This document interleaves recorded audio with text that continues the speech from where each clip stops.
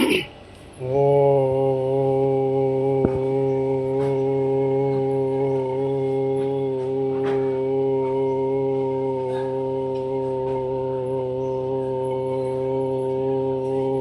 नमः शिवाय। गुरु ब्रह्मा गुरु विष्णु गुरुदेवो महेश्वर सद्गुरु साक्षात् परब्रह्म श्री तस्मै श्री सद्गुरुवे नमः। ब्रह्मानन्दं परं सुखदं केवलं ज्ञानमूर्तिं दद्वातीतं गगनसदृश्यं तत्त्वमस्यादिलक्ष्यम् एकं नित्यं विमलमञ्चलं सर्वादिसाक्षीभूतं भावातीतं त्रिगुणरहितं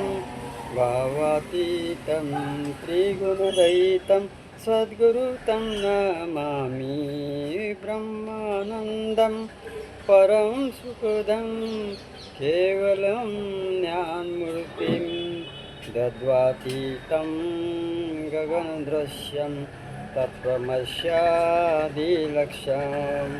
काशीवस्त्रं कर्णदण्डधारणं कमलं दलं पद्मकर्णशङ्खं डॉक्टर नारायण धर्म अधिकारी रेवदंडा तालुका अलीबाग जिला रायगढ़। ये मेरे गुरु है। चक्रम गदापुष्प ध्यानम श्रीपाद राजम शरणम प्रपदे ध्यानमूलम सद्गुरुमूर्ति पूजामूलम सद्गुरुपदम मंत्रमूलम सद्गुरुवाक्य मोक्षमूलम सद्गुरुकृपा अज्ञानमूलहरणम जन्म कर्म निवारम ज्ञान वैराग्य सिद्धार्थ सद्गुरु पदोदकम पिबेतम। कृतो जनार्दनः त्रेतायां रघुनन्दनः द्वापरे रामकृष्णः च खलो श्रीवल्लभाय नमः। अभी इसमें वक्रतुंड महाकाय सूर्यकोटि समप्रभा निर्विघ्नं कुर्मदेव सर्वकार्येषु सर्वदा।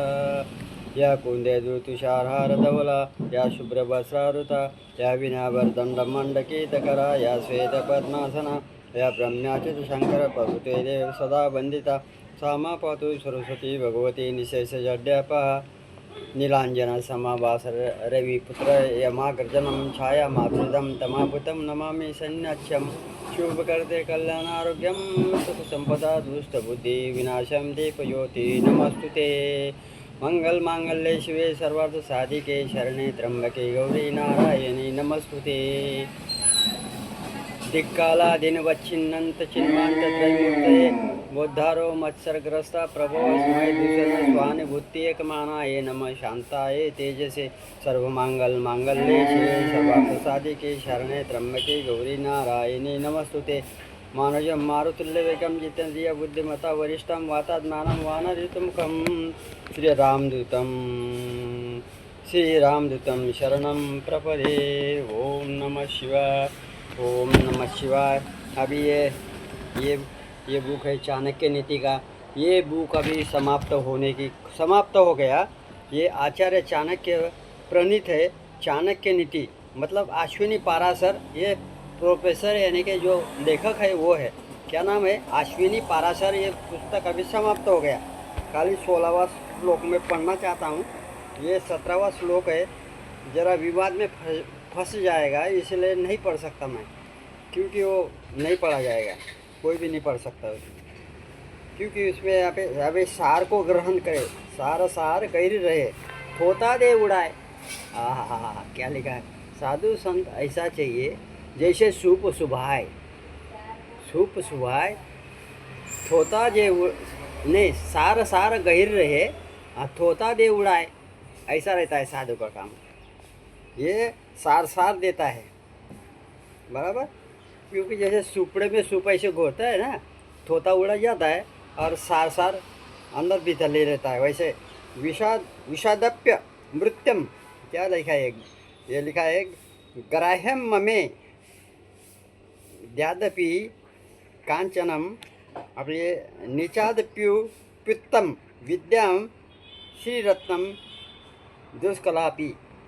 अभी इसमें लिखा है, देखते हैं अभी क्या है। आचार्य चाणक्य की ये साध्य महत्ता की दर्शाते हुए साधन को गौण मानते हुए कहते हैं कि विष में से अमृत तथा गंदगी से भी सोना ले लेना चाहिए। नीच व्यक्ति से भी बराबर लिखा है, विद्या लेनी चाहिए, ऐसा थोड़ी है। लेनी चाहिए विद्या भाई।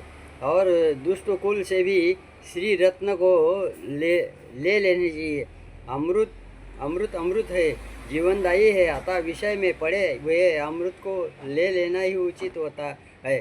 सोना आदि कहीं पर गंदगी में भी पड़ा हो तो उसे उठा लेना चाहिए। अच्छा ज्ञान या विद्या किसी नीच कुल वाले व्यक्ति से भी मिले तो उसे खुशी से ग्रहण करना चाहिए।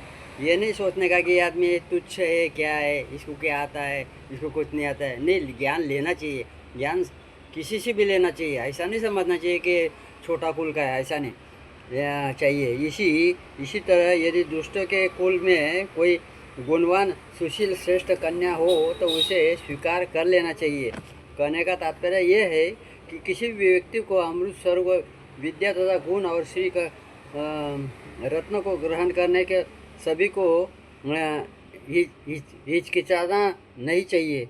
वह इनके ग्रहण करने में गुण को महत्ता दे स्तोत्र को नहीं। अर्थात बुरे स्तोत्र से कोई उत्तम पदार्थ प्राप्त होता हो तो उसे प्राप्त करने में व्यक्ति को संकोच नहीं करना चाहिए, क्योंकि उपलब्ध तो साध्य है, साधन नहीं। उपलब्ध साध्य है, साधन नहीं है। चाणक्य ने एक स्थान पर कहा है ये भी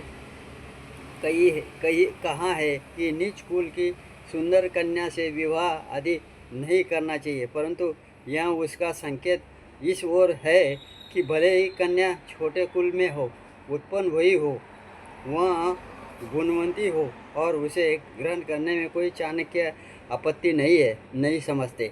ये उनके गुणों की ओर संकेत किया है, केवल मात्र रसिक की भ्रांति उसके रूप की ओर नहीं।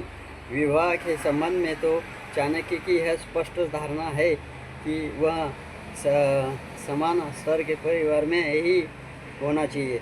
ऐसा प्रतीत होता है कि चाणक्य विवाह के बाद होने वाले परिणामों से पूर्णतः परिचित थे। जैसे कि आज हम देखते हैं कि समान स्तर और समान विचार वाले परिवार वाले में विवाह न होने के कारण व्यक्ति को अनेक संकटों से गुजरना पड़ता है, किंतु इसके बाद भी गुण का महत्व सर्वोपरि है, उसे परखने में भूल नहीं करनी चाहिए। ओम नमः शिवाय। अभी दूसरा बुक लाने की तैयारी। नमस्तुभ्यम। लाइक कीजिए, शेयर कीजिए। अभी दूसरा बुक आएगा, उसका नाम है